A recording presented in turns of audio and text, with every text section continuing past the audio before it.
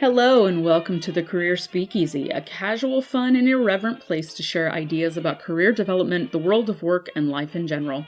I'm your host and proprietress, Kelly Nottingham. Growing your career should not be boring.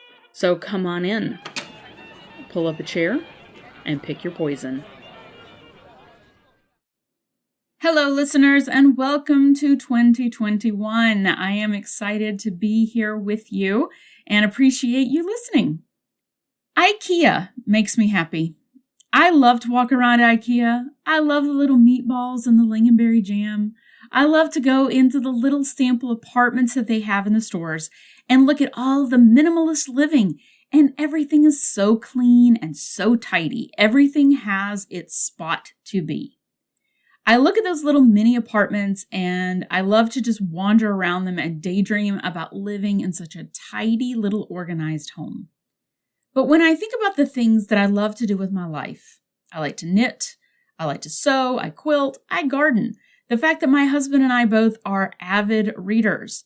So we have literally tons of books in our home. We have multiple pets. We love to travel. We have tchotchkes from where we've traveled around the world. It's not to say that we couldn't set a goal of living a minimalist lifestyle in a tiny home. We've actually done it before. We lived in a motorhome and traveled for work before the whole tiny home movement was even a thing.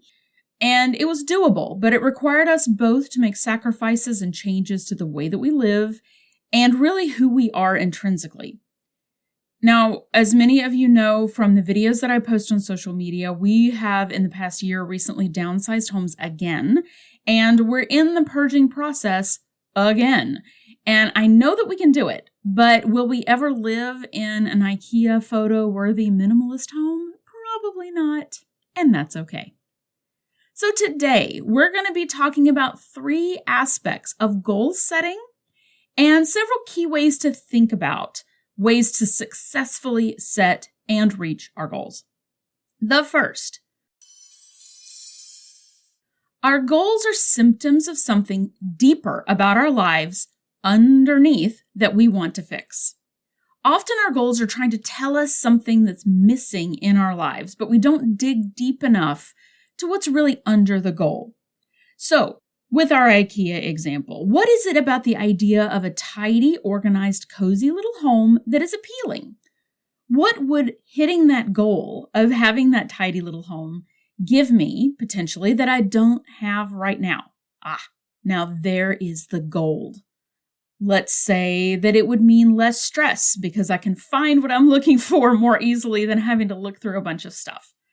Feeling more on top of things and organized so I don't feel like I'm forgetting important stuff.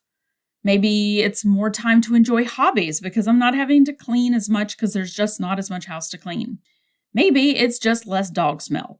And that, my friends, is what is at the root of that deep down attraction to those little IKEA mini homes. I could set goals around redoing my home or downsizing more or buying new furniture, or I could set goals and habits that would help me achieve the things underneath, those things that are really ways of life that I can work on whether I have a Blorgenflort or not. So as you think about the goals you may want to achieve for 2021, what needs are underneath those goals? What's missing in your life or career that goal potentially could fix? And would that goal actually fix it? Or is there something else you could do instead? If you're thinking about, for example, quitting your job to start emu farming, what is it about emu farming that is more appealing than your current job? How could you solve for those issues without necessarily having to involve large land birds? Number 2, reaching our goals depends on our self-identity. So let's, again, go back to that IKEA example. If we say we want to live in a tidy, minimalist home or have a tidy, minimalist office, but we absolutely hate tidying up, we hate cleaning, we hate purging, and we frequently tell people that we're hoarders, we're going to have a much harder time hitting that goal. Identity can really make or break our success in our goals. So if you can't envision yourself in the life of a person who's achieved the goal, then you're going to have a very difficult time getting there. So let's say, for example, that someone wants to change roles. They want to change careers. They want to change complete industries, and they want to move into becoming a real estate agent. But they have a hard time envisioning themselves doing the stuff that you have to do to be a successful real estate agent, like cold calling people, showing strangers around houses that you've never seen before, dealing with negotiations and legal paperwork, and dotting the I's and crossing all of the T's. If those aspects of the job sound horrible, then maybe that's not a good career change, even if that big picture, that outside view is that it's a fun, glamorous job. Now, this is why vision boards can be useful, but they can also be deceiving. I know a lot of people love doing vision boards at the beginning of the year. I like to do them myself. Vision boards can help to point the direction that you want to go, that big vision. But if we can't take that next step to really envision ourselves living that life on a daily basis, we're going to have a much more difficult time doing the things we need to do to achieve the goal.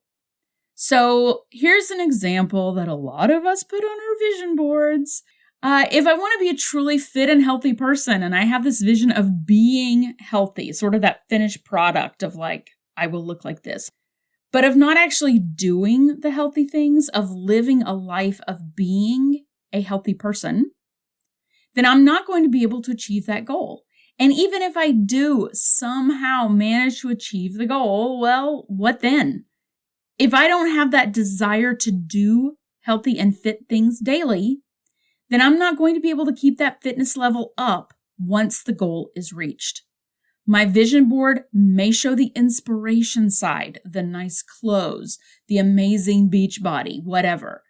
But it may not have the pictures of, steamed broccoli and a treadmill and a big X through pizza and the recliner.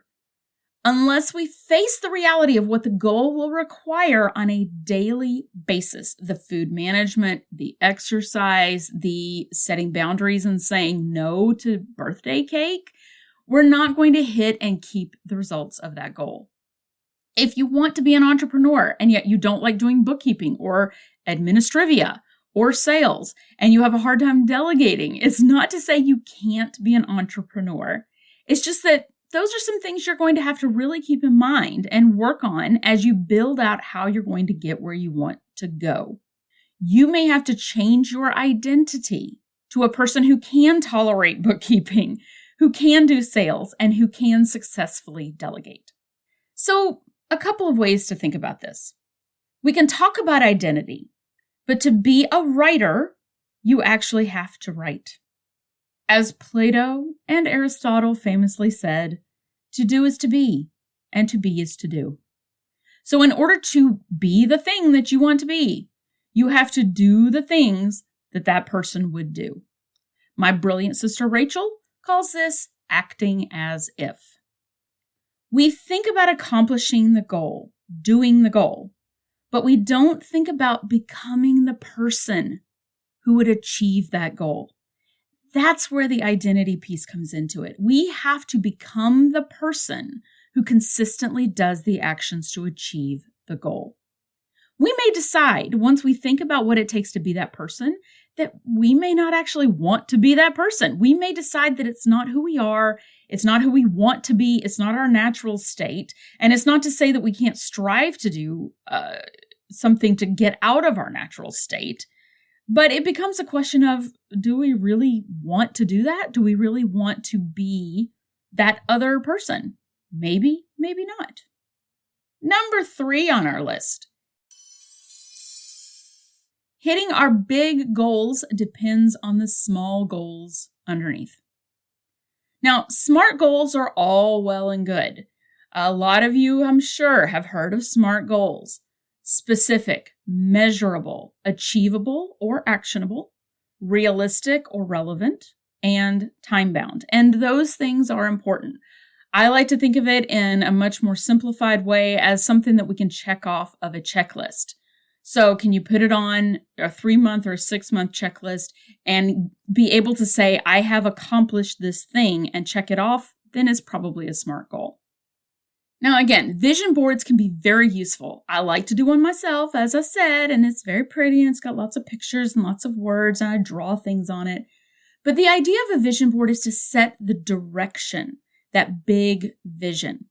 The challenge that comes with doing a vision board and expecting it to somehow magically manifest in our lives is that what we don't usually include on the vision board are the day-to-day grind kind of things of getting to the goal step by step.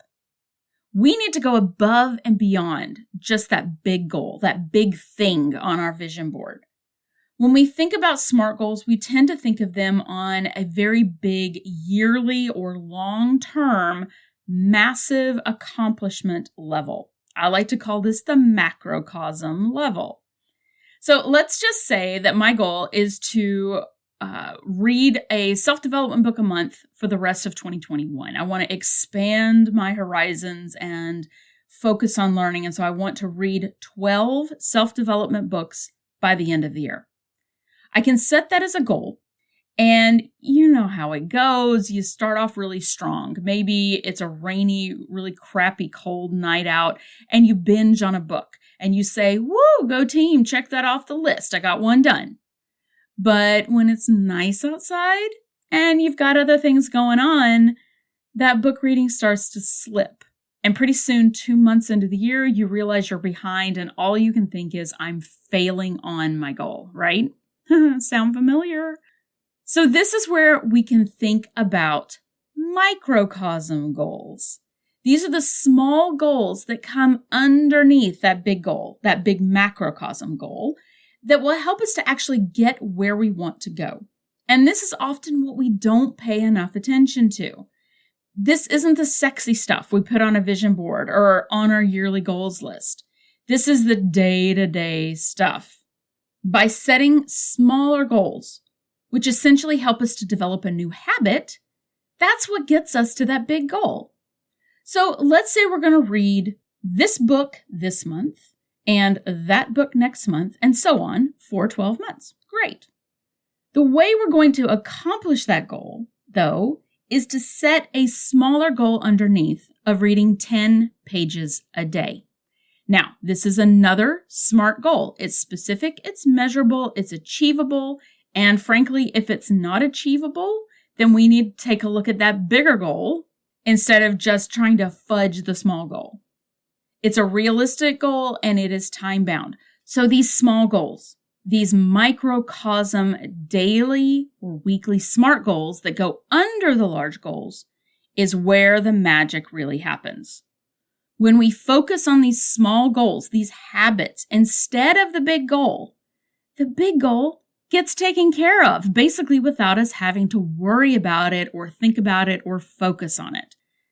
As I like to say, Rome wasn't built in a day, yes, but it was built brick by brick. These goals also require setting up an environment to succeed. You have to make it easy on yourself to do these daily things. So let's say we want to read these development books each month. You want to read a book. You need to get the book off the shelf. You need to put it in a place where you know you're going to see it at the time when you plan to read it. Otherwise, the obstacles that will jump up in the way may derail you. And they don't even have to be big obstacles. You get into bed, but you don't have a really good reading lamp. You don't have your reading glasses with you. You don't have a book on your nightstand to read. The goal is not going to happen. We have to make it seamless and easy for ourselves to be able to achieve these small microcosm goals, which will then cause us to achieve that big macrocosm goal. Sometimes setting up the environment is a goal, and a very early goal in the process, in and of itself. That can be one of those sub-goals. Creating an environment for these sub-goals to happen is what's going to give you the environment for the large goals to happen. When we set those big visionary goals, it's very easy to sort of launch that boat out into the river and say, this is what I'm going to do. But if we don't paddle that boat every day, we're just going to float. And we may end up floating where we want at some point, but usually we end up in the weeds of our everyday lives, right? And when we think about these small goals, these everyday goals, we have to ask ourselves, do we even want to live this life in the first place? So those are our 3 ways to think about successful goal setting. Number 1, our goals are symptoms of something deeper about our lives underneath that we want to fix. Number 2, reaching our goals depends on our self-identity. Number 3, hitting our big goals depends on the small goals we set underneath it. So now it's time for last call. Take a breather over the next few days to think about the goals you want to accomplish this year. What do those goals say about what you want more of or less of in your life, your career, your hobbies, your relationships? Will hitting that goal positively affect those parts of your life? Or do you maybe need to look at resetting a goal to really hit those deeper underlying desires that we have? Does your identity line up with your new potential way of living? Are you excited about developing a new identity, of becoming a person who does those things? Or does that new identity just not really excite you very much? Do you need to change your goals because of that? And lastly, what small goals do you need to develop to build brick by brick those bigger goals? And how can you build an environment to help those small goals happen? All right, everyone, that's it for our first episode of 2021. I hope you all have a fantastic rest of your week, and I will talk to you soon. Bye. Well, thanks for joining me. If you have suggestions, feedback, or just something random you want to share, email me at careerspeakeasy@gmail.com. And come visit again soon. Cheers!